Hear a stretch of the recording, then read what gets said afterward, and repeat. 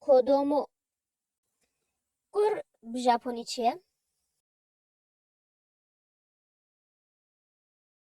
مسکو لێکت چووی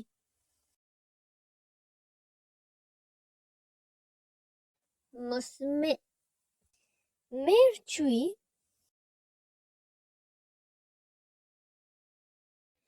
ئۆتۆ ژن چووی چما چما ji bîr neke agahiyê giring ev navê me vê dersê de û dersa borî de me bî hemû jî tu kartîne demê tu behsa mala xwe ke ji bilê peyva kodomo ya zarokan tu me got tu behsa zarokê xwe ke tu behsa zarokeyekî dîtî jî ke hemaha nefsa vê şta xele nefsa vê peyvê kodomo lê yê dîte hemû jî peyvê dîtî ve her du dersa jî me bîn hemû jî demê tu kartîne tu bêjî demê tu behsa mala xwe ke xweyê xwe ke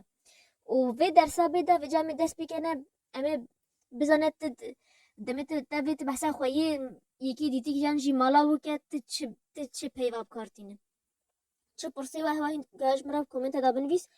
lînkê giringî vê de yê vê kanalê jî û kanala zimanê îngilîzî û kanala raman jî hemiya ez ê ji werbihêl Instagramê we jî ez ê ji hemiya ji werbihêl description box û komenta yekemîn de me û heta ez ve bînib dersî nûh bimîne bi xêr û xweşiyê de ja ماتانێ